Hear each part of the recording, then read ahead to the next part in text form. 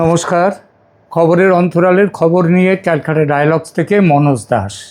Iran Kamal করে দিচ্ছে। কেন ইরানি মিসাইলকে আটকাতে পারছে না ইসরায়েলের আকাশ সুরক্ষা? ইরানি মিসাইল আক্রমণের ঢেউ কিভাবে ইসরায়েল সহ মধ্যপ্রাচ্যের দেশগুলির মেরুদণ্ডে আতঙ্কের শীতল স্রোত বইয়ে দিচ্ছে?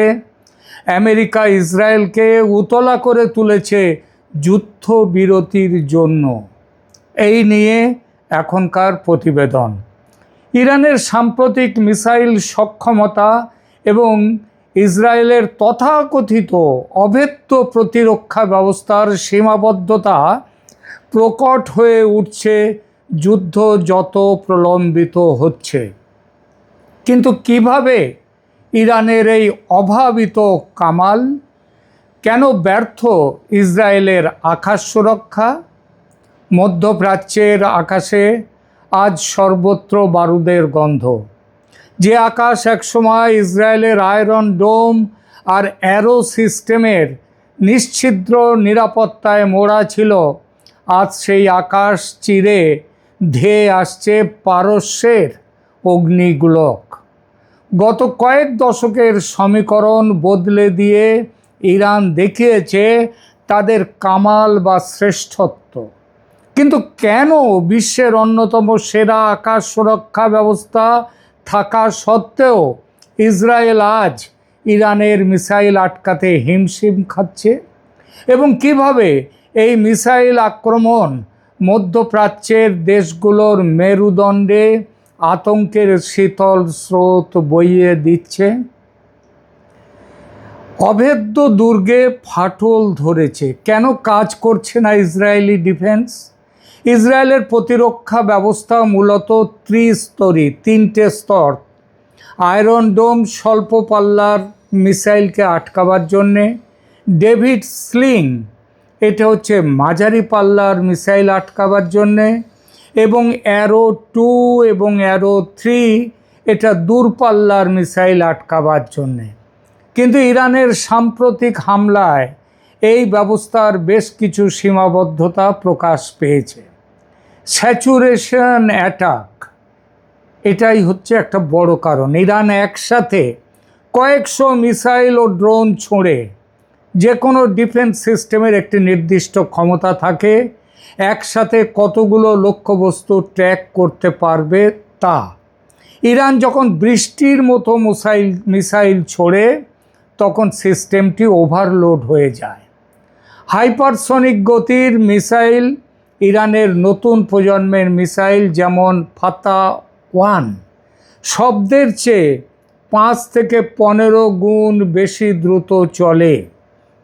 এই গতির সামনে বর্তমানে ইসরায়েলের ইন্টারসেপ্টর মিসাইলগুলো অকেজো হয়ে পড়ে। এর সাথে যোগ করুন কস্ট বেনিফিট রেশিও। ইরানের একটি ড্রোন বা মিসাইলের দাম যেখানে কয়েক হাজার মাত্র, 15 থেকে 20 হাজার ডলার মাত্র, সেটি আটকাতে ইসরায়েলের খরচ হয় কয়েক মিলিয়ন ডলার, কয়েক মিলিয়ন কোটি ডলার। এই অর্থনৈতিক যুদ্ধ ইসরায়েলকে দীর্ঘমেয়াদে দুর্বল করে দিচ্ছে। মধ্যপ্রাচ্যের মেরুদণ্ডে আতঙ্কর শীতল স্রোত বয়ে যাচ্ছে। ইরানের এই মিসাইল সক্ষমতা কেবল ইসরায়েল নয়, পুরো অঞ্চলের ভূ রাজনীতিতে এক চরম আতঙ্কের পরিবেশ তৈরি করেছে। ইসরায়েলি নাগরিকদের মধ্যে এই ধারণা বদ্ধমূল ছিল যে তারা সম্পূর্ণ নিরাপদ, কেউ মিসাইল ড্রোন ছুঁড়ে তাদের কিচ্ছু করতে পারবে না। কিন্তু তেল আবিব ও হাইফার রাস্তায় যখন ইরানি মিসাইল আছড়ে পড়ছে তখন সেই আত্মবিশ্বাস ধুলোয় মিশে যায়। বাংকারে বসে ইসরায়েলিদের প্রতিটি মুহূর্ত তারা এক দীর্ঘস্থায়ী ট্রমা, আতঙ্ক তৈরি করছে। এর ছাড়া জর্ডান, সৌদি আরব বা সংযুক্ত আরব আমিরাতের মতো দেশগুলো এখন নতুন করে ভাবতে বাধ্য হচ্ছে। তারা দেখছে আমেরিকার অত্যাধুনিক প্রযুক্তিও ইরানের মিসাইলকে পুরোপুরি রুখতে পারছে না। ফলে মধ্যপ্রাচ্যের দেশগুলোর মেরুদণ্ড দিয়ে ওই যে বললাম এক আতঙ্কের স্রোত বয়ে যাচ্ছে। যদি ইরান তাদের ওপরে ক্ষুব্ধ হয় তবে রক্ষা করার কেউ নেই, না ইসরায়েল, না ইসরায়েলের পিতৃদেব আমেরিকা। শুধু গত 24 ঘন্টার প্রকাশিত রিপোর্টগুলো একবার মিলিয়ে দেখি তো। আমি গত 1 মাসের 32 দিনের রিপোর্ট দেখতে যাচ্ছি না, আমি গত 24 ঘন্টার প্রকাশিত রিপোর্টগুলো দেখি একবার। ইরানের সাম্প্রতিক হামলার মূল লক্ষ্য ছিল উপসাগরীয় এলাকা ও আঞ্চলিক জ্বালানি বা নিরাপত্তা অবকাঠামো, বিশেষ করে দুবাই বন্দরের কাছে কুয়েতি তেলবাহী ট্যাঙ্কার, সৌদি আরবের রিয়াদ ও ইস্টার্ন প্রভিন্স এবং তুরস্কমুখী একটি ক্ষেপণাস্ত্র, একটি নয় দুটি, এর আগেও একটি ছিল, যেটা ন্যাটো শেষ পর্যন্ত আটকাতে সমর্থ হয়েছে। ডিয়েগো গার্সিয়া তুরস্ক অভিমুখে বারুদি সংকেত পাঠিয়ে দিয়েছে ইরান। ইরানের মিসাইল সক্ষমতা এখন আর কেবল প্রতিবেশী দেশগুলোর মধ্যে সীমাবদ্ধ নয়। যুদ্ধ বিশেষজ্ঞরা চমকে উঠেছেন যখন ইরানের মিসাইল ভান্ডারের লক্ষ্যবস্তুর তালিকায় ডিয়েগো গার্সিয়া এবং তুরস্কের অভিমুখ স্পষ্ট হয়েছে। ভারত মহাসাগরে অবস্থিত ডিয়েগো গার্সিয়া ব্রিটিশ মার্কিন সামরিক ঘাঁটিটি পেন্টাগনের অন্যতম প্রধান কৌশলগত কেন্দ্র, প্রধানতম বললেও অত্যুক্তি হবে না। ইরান যখন এমন পাল্লার মিসাইল যেমন খবরাম সাহার 4 প্রদর্শন করে যা ডিয়েগো গার্সিয়া পর্যন্ত পৌঁছতে সক্ষম, তখন বার্তাটি কিন্তু পরিষ্কার যে মধ্যপ্রাচ্যের বাইরে থাকা আমেরিকার কোনো আস্তানা বা ঘাঁটি আর এখন নিরাপদ নয়। তুরস্ক ন্যাটোর জন্যও সতর্কতা পাঠিয়ে দিয়েছে ইরান। তুরস্ক যদিও একটি মুসলিম প্রধান দেশ, কিন্তু ন্যাটোর সদস্য হিসেবে সেখানে আমেরিকার রাডার আছে, মিসাইল সাইট আছে।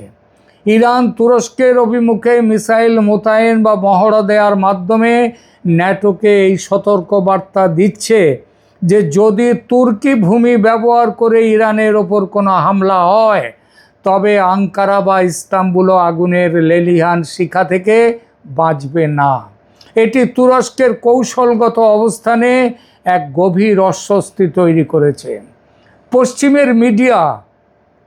পশ্চিমের মিডিয়া আউটলেটগুলো ইসরায়েলের ওপর ইরান যে সফল হামলাগুলো চালিয়েছে সেই খবর তেমনভাবে প্রকাশ করে না। সম্ভবত এইসব হামলাকে গুরুত্বহীন দেখাতে চায়, মনের জোর অক্ষুণ্ণ রাখার জন্যে। কিন্তু তা সত্ত্বেও সব খবর সব জায়গায় চেপে রাখা যায়নি। যেটুকু বেরিয়েছে তাতেই চোখ কপালে উঠে যায়। ইসরায়েলের ওপর ইরানের সাম্প্রতিক হামলাগুলোতে মূলত সামরিক এবং কৌশলগত স্থাপনাগুলোকে লক্ষ্যবস্তু করা হয়েছে। আমেরিকার মতো বেসামরিক নাগরিকদের এলাকায় বোমা বর্ষণ হয়নি। মেয়েদের স্কুলে বোমা বর্ষণ করে 160টি মেয়েকে ধ্বংস করা, হত্যা করা সেরকম করেনি কিন্তু ইরান। বিভিন্ন আন্তর্জাতিক সংবাদ মাধ্যম এবং স্যাটেলাইট চিত্র অনুযায়ী ইরানের ব্যালিস্টিক ও ক্রুজ মিসাইল ইসরায়েলের বেশ কিছু গুরুত্বপূর্ণ স্থানে আঘাত আনতে সক্ষম হয়েছে। ইরানের আক্রমণের প্রধান লক্ষ্য ছিল ইসরায়েলের বিমান শক্তিকে পঙ্গু করে দেয়া, আর সেই লক্ষ্য পূরণে নেভাতিম বিমান ঘাঁটি, এটি দক্ষিণ ইসরায়েলের নেগেভ মরুভূমিতে অবস্থিত এবং ইসরায়েলের সবচেয়ে উন্নত F-35 স্টেলথ ফাইটার জেটের প্রধান ঘাঁটি। 2024 সালের এপ্রিল এবং 2026 সালের মার্চের হামলায় এই ঘাঁটিতে একাধিক মিসাইল আছড়ে পড়েছে, যা রানওয়ে এবং হ্যাঙ্গারের ক্ষতি করেছে। তেল নফ বিমান ঘাঁটি, তেল আবিবের কাছে অবস্থিত এই ঘাঁটিটি ইসরায়েলি বিমান বাহিনীর অন্যতম গুরুত্বপূর্ণ কেন্দ্র। এখানেও ইরানের মিসাইল আঘাত হেনেছে। এছাড়া পালমাচিম, হাত জেরিম এবং ওভধা ওবদা বিমান ঘাঁটিও ইরানের লক্ষ্যবস্তুর তালিকায় ছিল এবং সেখানে ইরান সফলভাবে আঘাত করেছে, সে খবর ছেপেছে বিশ্বের কিছু কিছু মিডিয়া। গোয়েন্দা ও কৌশলগত কেন্দ্র যেগুলোর ইরান আঘাত হানতে সক্ষম হয়েছে তার মধ্যে আছে ইসরায়েলি গোয়েন্দা সংস্থা মোসাদের সদর দপ্তর, সেখানে ইসরায়েল আক্রমণ করেছে। তেল আবিবের গ্লিলট এলাকায় অবস্থিত মোসাদের সদর দপ্তর এবং ইউনিট ৮,২০০ গোয়েন্দা কেন্দ্র লক্ষ্য করে ইরান ইতিমধ্যে বেশ কয়েকবার হামলা চালিয়েছে। ইসরায়েল কি বলেছে?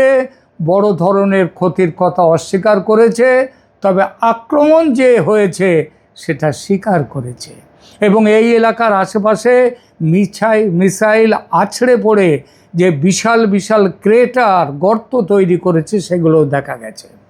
সিনবেট সদর দপ্তর, ইসরায়েলের অভ্যন্তরীণ নিরাপত্তা সংস্থার সদর দপ্তরকেও ইরান তাদের লক্ষ্যবস্তু হিসাবে চিহ্নিত করেছে এবং আঘাত এনেছে।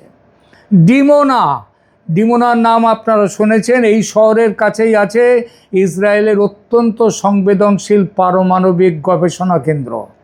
2026 সালের মার্চের এই কয়েকদিন আগে, দুদিন আগে সেই হামলায় ডিমোনার যে আবাসিক এলাকায় সরাসরি ইরানি মিসাইল গিয়ে আঘাত এনেছে, যা পারমাণবিক কেন্দ্রের নিরাপত্তার জন্য বড় উদ্বেগের কারণ হয়ে দাঁড়িয়েছে। এছাড়া প্রধান শহর ইরানের মিসাইল বৃষ্টির ফলে ইসরায়েলের প্রধান শহরগুলোতে ব্যাপক ক্ষয়ক্ষতি হয়েছে। তেল আবিব ইসরায়েলের এই বাণিজ্যিক হৃৎপিণ্ডে একাধিকবার মিসাইল আঘাত এনেছে। আবাসিক ভবন এবং রেস্তোরাঁ ক্ষতিগ্রস্ত হওয়ার পাশাপাশি সাধারণ মানুষের মধ্যে ব্যাপক আতঙ্ক ছড়িয়েছে। পূর্ব জেরুজালেমের সামরিক ও সরকারি স্থাপনা লক্ষ্য করে হামলা চালিয়েছে ইরান। এছাড়া আল আকসা মসজিদ সংলগ্ন এলাকায় এবং পুরনো শহরের ওপর দিয়ে ইরানের মিসাইল উড়ে যেতে দেখা গেছে এবং সেখানে ধ্বংস হওয়ার পর সেই ধ্বংসাবশেষ বেশ পড়ে সেখানেও বিস্ফোরণ ঘটিয়েছে নিচে। হাইফা উত্তর ইসরায়েলের এই বন্দর নগরী এবং এর শিল্পাঞ্চল ইরানের অন্যতম প্রধান টার্গেট। এখানকার সামরিক ও নিরাপত্তা কেন্দ্রগুলোতে একাধিকবার আক্রমণের খবর পাওয়া গেছে, ইরানি আক্রমণের খবর। এছাড়া আরদ, বেরশেবা, হদ হাসারান এবং রিসান লেজিওনের মতো শহরগুলোতেও মিসাইল বা ইন্টারসেপ্টরের ধ্বংসাবশেষ পড়ে ক্ষয়ক্ষতির খবর পাওয়া গেছে। গ্যাসের রিগ ও জ্বালানি ডিপো ইসরায়েলের ভূমধ্যসাগরে অবস্থিত ইসরায়েলের একাধিক গ্যাস রিগ এবং বিভিন্ন জ্বালানি সরবরাহ কেন্দ্রেও ইরান হামলা করেছে।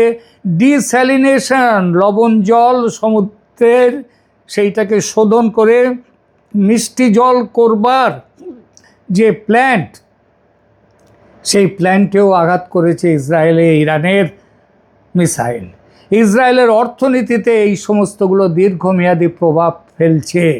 ইরানের এই নির্ভুল হামলার সক্ষমতা প্রমাণ করেছে যে ইসরায়েলের বহুস্তরীয় আকাশ প্রতিরক্ষা ব্যবস্থা যেমন আয়রন ডোম বা অ্যারো, এরা সব সময় 100% কার্যকর নয়। বিশেষ করে ফাতা বা খাইবার সেকানের মতো আধুনিক মিসাইলগুলো প্রতিরক্ষা ব্যবস্থার ফাঁক গলে লক্ষ্যবস্তুতে আঘাত হানছে। ইরানের তুরুপের তাস হচ্ছে ফাতা ও খাইবার সেকান এই মিসাইল। ইরানের এই কামাল বা সাফল্যের কারিগর তাদের নিজস্ব প্রযুক্তিতে তৈরি এই মিসাইলগুলো। খাইবার সেকান এটা এমন একটা মিসাইল যা মাঝ আকাশে নিজের গতিপথ, ওই যে নাচনি কয়েকদিন আগেই নিয়ে আমি একটা প্রতিবেদন করেছি, পুরো প্রতিবেদন। তারা আকাশে যে কোনো মুহূর্তে গতিপথ, ডাইনে বাঁয়ে ওপরে নিচে যে কোনো সময় তারা পথ পরিবর্তন করে। ইসরায়েলের রাডার যখন মনে করে সেই মিসাইলটির ট্র্যাজেক্টরি কোন দিকে যাবে ধরে পেলে সেই দিকে তাদের মিসাইল ছুটছে, ঠিক তখনই এটা দিক পরিবর্তন করে অন্যদিকে গিয়ে লক্ষ্যবস্তুতে আঘাত হানে। ফাতা-1 এটা ইরানের প্রথম হাইপারসনিক মিসাইল। এটা বায়ুমণ্ডলের ভেতর এবং বাইরে চালনা করা যায়, যা একে পৃথিবীর যে কোনো ডিফেন্স সিস্টেমের জন্যে এক দুঃস্বপ্ন করে তুলেছে। সব শেষে বলা যায় মধ্যপ্রাচ্যের আকাশ এখন আর ইসরায়েলের নিয়ন্ত্রণে নেই, আমেরিকার নিয়ন্ত্রণে নেই। ইসরায়েলের আকাশ সুরক্ষা ব্যবস্থার ব্যর্থতা প্রমাণ করছে যে প্রযুক্তির দম্ভ সবসময় কাজ করে না। ইরানের মিসাইল ঢেউ, একের পর এক মিসাইল ঢেউ। গতকাল পর্যন্ত ইরান 80টা মিসাইল ঢেউ, মানে 80টা ঢেউ, তাদের মধ্যে অনেকগুলো একসাথে অনেক মিসাইল, ক্লাস্টার মিসাইল তারা ছুঁড়েছে, যেটা একটা মিসাইল ছুটছে শেষ মুহূর্তে গিয়ে কিংবা মাঝ আকাশে গিয়ে যখনই প্রয়োজন হচ্ছে একটা থেকে 100টা বেরিয়ে আসছে। 100টা মিসাইল, তাদেরকে কে আটকাবে? পুরো পশ্চিমা বিশ্বকে এটা ভাবিয়ে তুলেছে। ডিয়েগো গার্সিয়া থেকে তুরস্ক, এই বিশাল পরিধিতে ইরানের মিসাইল সক্ষমতা আজ এক নতুন বাস্তবতার নাম। এটি কেবল যুদ্ধের প্রস্তুতি নয়, এটি শক্তির এমন এক প্রদর্শন যা মধ্যপ্রাচ্যের দেশগুলোর নীতি নির্ধারণে আমূল পরিবর্তন আনতে বাধ্য করছে। এই আগুনের খেলা কোথায় গিয়ে থামবে তা সময়ই বলবে। তবে আপাতত ইরানের কামাল বা কৌশলগত শ্রেষ্ঠত্ব বিশ্বের সামরিক মানচিত্রে এক স্থায়ী ছাপ রেখে যাচ্ছে। পরিশেষে একটি সত্য আজ দিনের আলোর মতো পরিষ্কার। আমেরিকা ও ইসরায়েল শুরুতে যে সামরিক শ্রেষ্ঠত্বের দম্ভ নিয়ে যুদ্ধের ছক কষেছিল, ভেবেছিল 4 দিনের মধ্যে ইরানকে নতজানু করে পায়ের তলায় ফেলে দেবে। ইরানের প্রতিরোধ ব্যূহ সেই হিসাবকে গোড়াতেই ধূলিসাৎ করে দিয়েছে। পেন্টাগন আর মোসাদের প্রাথমিক ধারণা ছিল যে উন্নত আকাশ প্রতিরক্ষা দিয়ে ইরানকে কোণঠাসা করা যাবে, ইরান কিচ্ছু করতে পারবে না। কিন্তু যখন তেল আবিবের আকাশে $100 কোটি ডিফেন্স সিস্টেমকে ফাঁকি দিয়ে কয়েক লক্ষ ডলারের ইরানি মিসাইলগুলো একের পর এক নির্ভুল নিশানায় আঘাত আনতে শুরু করে, তখন ওয়াশিংটন আর ইসরায়েল নীতি নির্ধারকরা এক রূঢ় বাস্তবতার মুখোমুখি হন। তারা বুঝতে পারেন এই যুদ্ধ আর একতরফা নয়, বরং এটি দীর্ঘায়িত হলে ইসরায়েলের অস্তিত্ব এবং মধ্যপ্রাচ্যে কয়েক দশকের সামরিক অবকাঠামো তাসের ঘরের মতো ভেঙে পড়বে। ইরানের এই অবিশ্বাস্য কামব্যাক এবং পাল্টা হামলার সক্ষমতা আজ আমেরিকা ও ইসরায়েলকে পিছু হটতে বাধ্য করছে। যে শক্তির আস্ফালন তারা শুরুতে দেখিয়েছিল, আজ নিজের অস্তিত্ব রক্ষা এবং আঞ্চলিক পতন ঠেকাতে তারা পর্দার আড়ালে বা প্রকাশ্যে যুদ্ধবিরতির পথ খুঁজছে। সবাইকে বলছে যুদ্ধবিরতি করাও। ইরানের এই কামাল কেবল মিসাইলের শক্তিতে নয়, বরং প্রতিপক্ষের দম্ভকে চূর্ণ করে তাদের আলোচনার টেবিলে বসতে বাধ্য করছে। ইরানের এই কামাল, এটি আজকের পরিবর্তিত মধ্যপ্রাচ্যের নতুন ইতিহাস। ইরান নতুন ইতিহাস লিখছে। ধন্যবাদ।